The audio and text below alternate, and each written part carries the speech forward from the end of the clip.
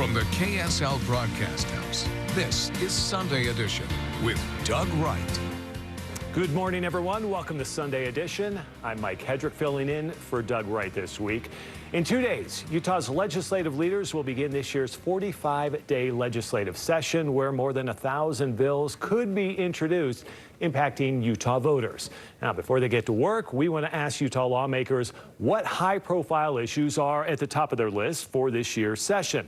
We're going to sit down with Representative Jeff Moss, House Majority Whip, later on in this show here. But first off, I'm joined by Senate President Stuart Adams and Senate Minority Leader Luz Escamilla. We appreciate both of you being on the show today. It's great to see you. You look great. Great to be here with you. You look fantastic. Well, President Adams returning to the Utah legislature as a Senate president for a third term, and Senator Escamilla returned as a new Senate Minority Leader, swapping places with Senator Karen Main, who announced her resignation a week ago due to some health concerns. And so that resignation is effective, I believe, in just the day, what, Tuesday? Is Monday. That Monday? Okay. So we're talking about on the 16th, and it's right before the session begins, which is Tuesday. So that's a big loss, isn't it? Absolutely. I mean, I'm sorry. We've been talking together about this. It's a very emotional issue. It's an institution, right? I mean, Senator Main, I was on the phone with her a couple of hours ago before coming here, but, you know, she's just an amazing stateswoman. I mean, she's literally what you want of civility, of effectiveness, of an elected official, and we're missing her already. But she's also someone that deeply cares for her district and her community. And she made this very difficult decision, not without a lot of thinking and analyzing, but she felt it was the right time. And we, in our caucus, respect and want to, you know, we send all our love and support to her. But we are now in a situation of trying to move our caucus to the next thing, and we've been getting great support from the majority caucus and the leadership team with President Adams. But she left a huge legacy, which we're still going to be working on her issues. She's still watching, and I know she'll be making phone calls when needed because she's obviously very well respected. Yeah, probably not in that seat, but not silent as well, right? Correct. Yeah. Senator Main, what a great friend. We have different opinions and different ideas. She's a member of the minority party, a Democrat, but phenomenal person. And we may not agree on different issues, but we do agree on how much we care for each other. And it is emotional because we're worried about her health. Last year she had a problem, couldn't attend some of the session. Majority members, Republicans, carried some of her bills and got them through. It was very emotional. And 1 year, we have legislators who pass lots of bills, but a few years ago, Senator Main, a minority member, a Democrat, passed more bills than any other legislator. She's a true statesperson. She will be missed. We love her. We wish her well. We're concerned about her health, and it'll be a great loss. But it's great to have Senator Escamilla here. Yeah, well, and as you mentioned, you both have said really great things. The governor has said some nice things about her, too. And one of the things I think it is great sometimes on this local level, state level, as compared to the national level, there seems to be a little bit more, I want to say respect, but working together on both sides of the aisle, which you don't always see when it comes to the national level of things. So we're really good friends. Yeah, I love that. It's a family, right? It is. All right, so let's talk about some of the big issues right now that you guys are going to be looking at. We got 45 days. It's like buckle up, right? Let's see. So what are you seeing from your constituents and saying these are the big things that we want? These are the things that need to be taken care of right now. President, I'll start with you. Well, I can predict that 2023 will be the year of the tax cut again and again and again. We've had a tax cut for the last 3 years, and that's pretty amazing as you see what we've come through with the pandemic. But not only will we cut taxes, but we will fund education at record levels again and again and again. So it's pretty exciting to be able to do two things. Some states pass tax cuts, some states fund education. To be able to do both of them. And we've gone through a pandemic, and now we're looking at economic slowdown. That's going to be a pretty amazing event, and I look forward to be able to do that. And that's, you know, when we hear tax cuts, that's, I mean, I've never had an election or a session where I haven't heard, we are going to cut taxes, right? Do you think people, at least the bills you guys are going to be looking at here, is it going to be something that's going to affect people on the daily, where it's actually noticeable? Because I think that's one of the things as we get out in the community, we do stories with people. they don't always feel it. How are they going to feel that?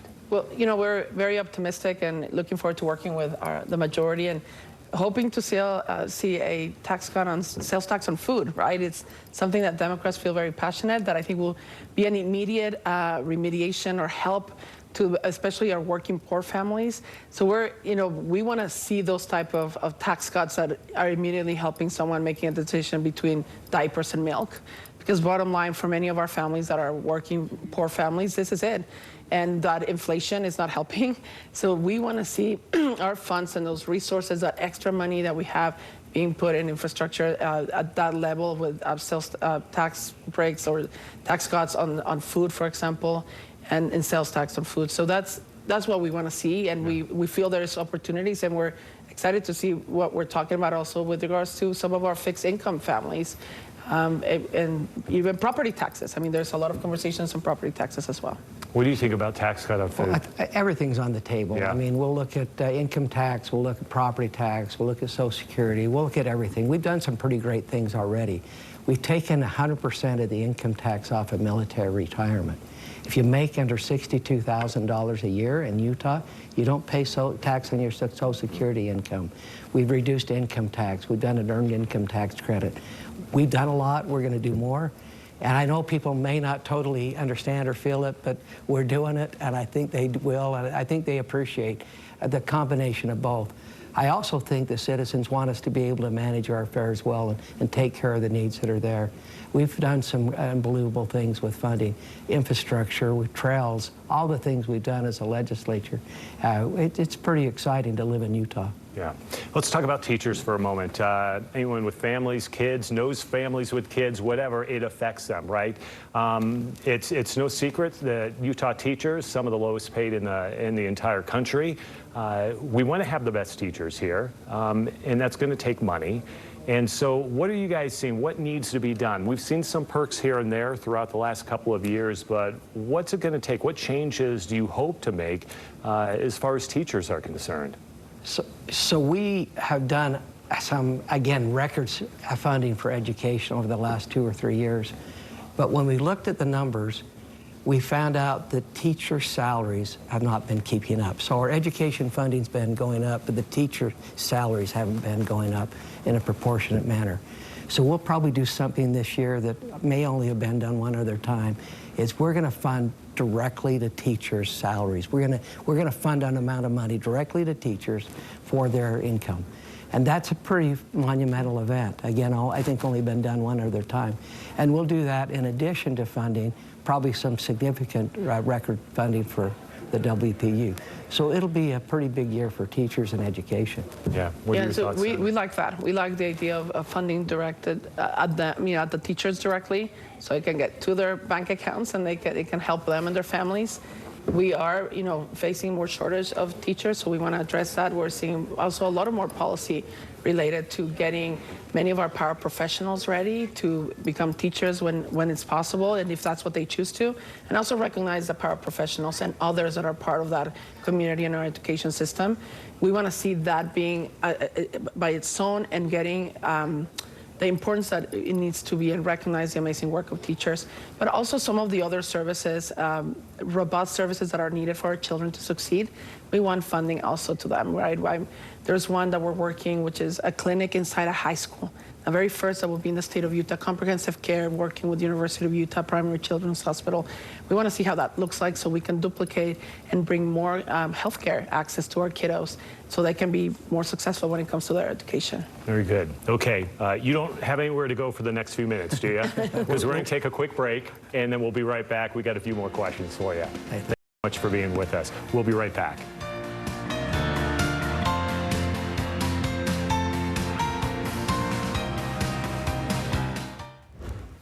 Welcome back on this episode of Sunday Edition. We continue our conversation with Utah lawmakers ahead of this year's general legislative session. The 45-day session begins on Tuesday, and already more than 300 bills are public, waiting to be introduced. Still with me on the show this morning, Senate President Stuart Adams and Senate Minority Leader Luz Escamilla. And a couple of major issues on everyone's mind right now: affordable housing, the Great Salt Lake. So let's start with affordable housing right now. Listen, this is something, if you talk to anyone, this is an issue, whether it's buying a home or renting. I think rent is one of the big ones right now people struggle with. What's going to be done to help people on, I'd say a daily, but a monthly basis to trying to get into some affordable housing? You know, I'll start. And I think one of the things is we are moving into a more of a comprehensive long-term solution.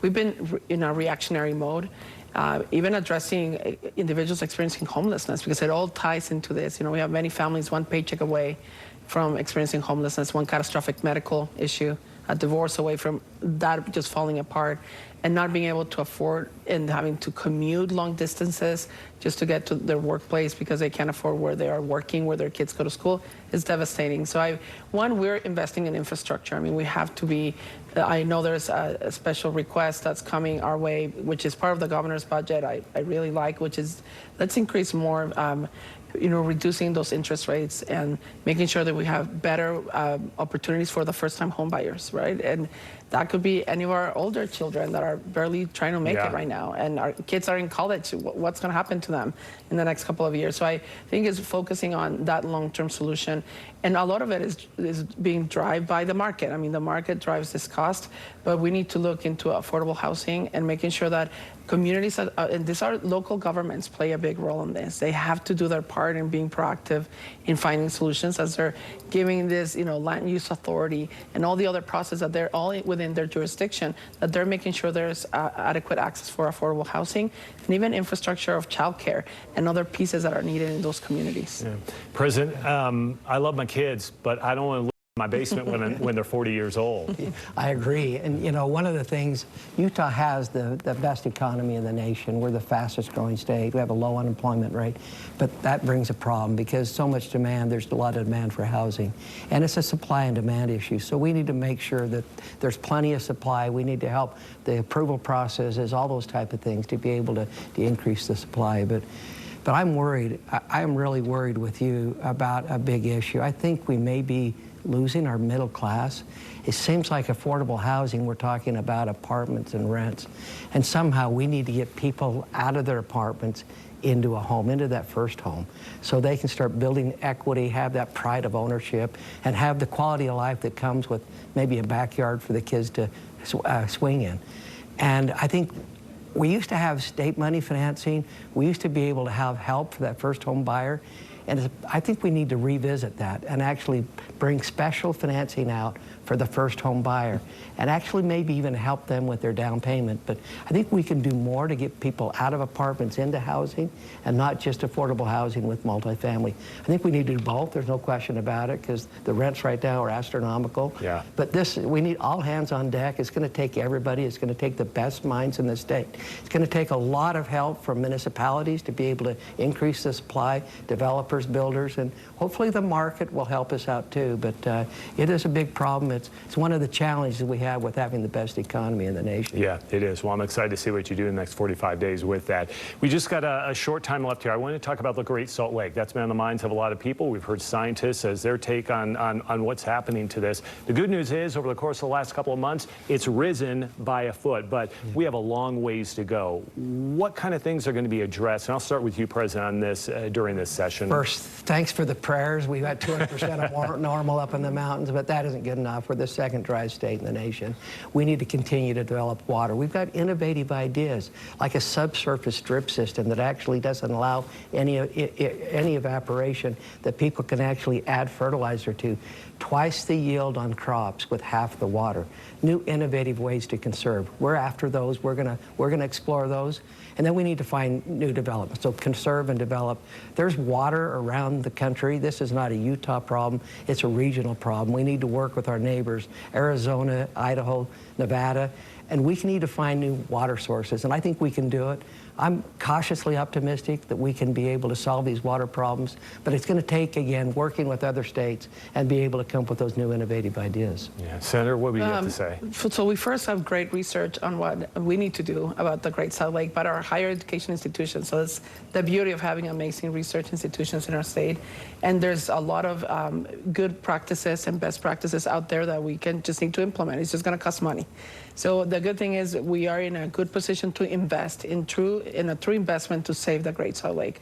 The implications not only on the water level, but fugitive dust that's coming out of that, which creates an issue of air quality for everyone.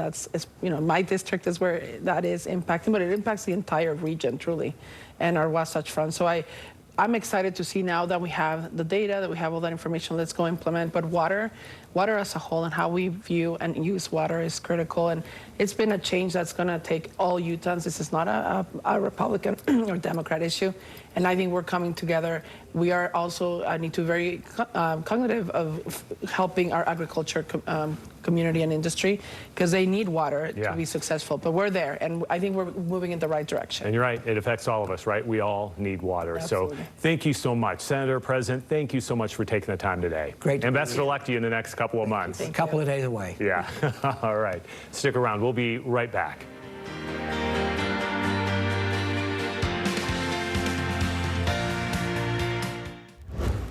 Welcome back. This year's legislative session could see more than 1,000 bills introduced. It has happened previously in 2013 and 2014.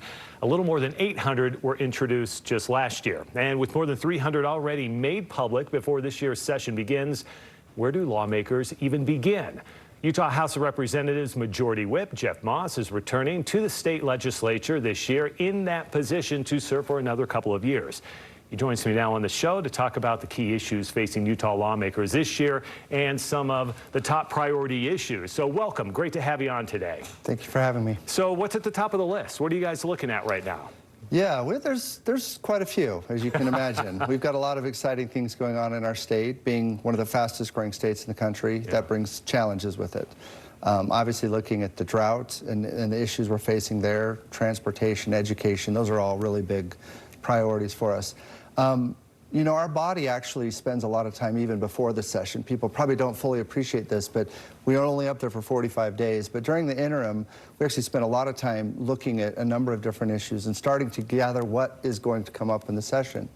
And our chairs actually came together and said, these are probably our top priorities, the things that we're seeing. And we've taken that and actually put it into a couple different buckets and said, these are the things that we're really, as a caucus, are going to be mostly focused on this year. And I hope it's okay. I brought a little, visual aid here. But we put this together and put it out to the public to say these are things that we're really interested in. And really they're around three different areas.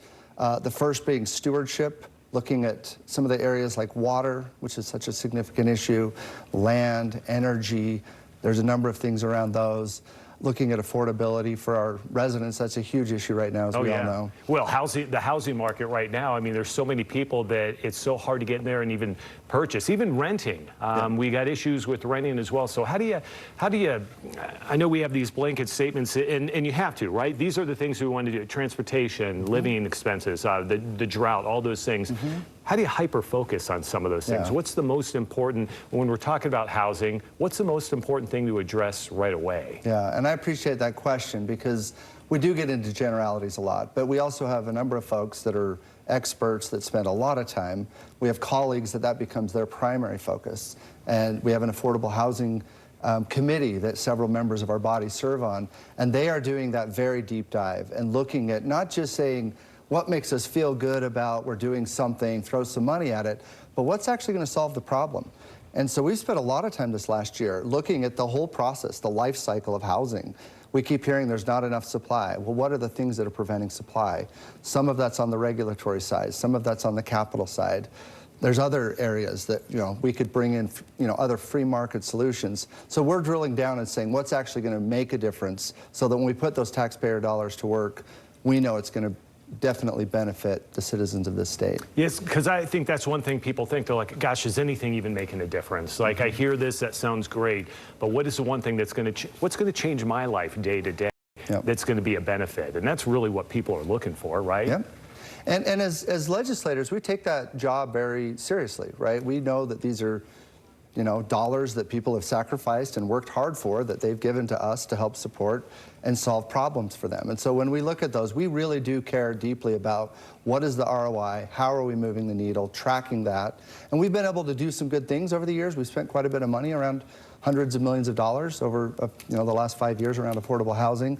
But we're trying to get even more and more specific of what are those targeted things that we think could really make that additional difference in that problem. What do we do with the Great Salt Lake? You know, we just did a report a couple of days ago that within the last couple of months, I think the Great Salt Lake has risen a foot. And that may not seem like a lot, but that is significant when you think of all the precipitation that we've had.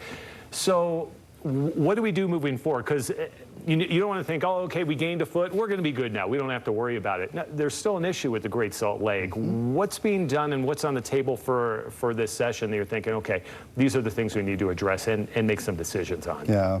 Well, we did a big lift last year. The secondary water metering was a huge deal, and that is still being implemented. So, you know, I was in a city that already had that implemented. We cut our water consumption about 20%.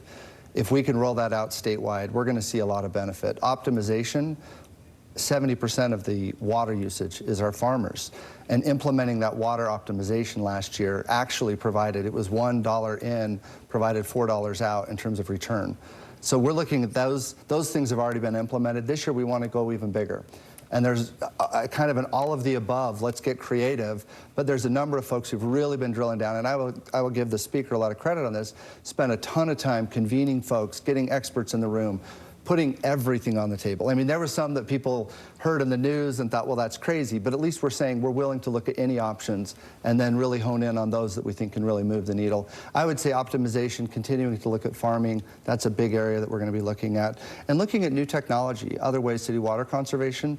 There's really innovative things that are happening out there that we're not fully benefiting from. Yeah. So those are some of the things that I think you'll see this year. I think we reported Arizona just a day, or one of the cities in Arizona was Phoenix, I can't remember, but they were saying, you know what, no more building new businesses or whatever. They kind of put a stop to things unless you can figure out another water source to help you do that. And pretty extreme example, but could you see that happening here in Utah? Well, we're doing everything we can to get out ahead of it. We're looking at a number of other solutions like water reuse, ways to utilize that water more efficiently. There's a number of things that I think we're going to try to do. The other thing is we don't want to just do this in bad years, right? The goal is let's get us really focusing on conservation, finding ways to build up a reserve so that when we have these peaks and valleys, which we know we're going to have, there'll be a little bit more of a buffer to carry us through. That's what we're trying to do now, is put those kind of things in place. An insurance plan, right? Basically an insurance plan. So, exactly. Representative, thank you so much. Very insightful. I appreciate your time. And best luck the next 45 days. Thank you. Yeah, maybe you can sleep afterwards, right? You bet. Thank you. Hey, and thank you for joining us in this episode of Sunday Edition. We hope you'll join us next week. Music and the spoken word coming up next.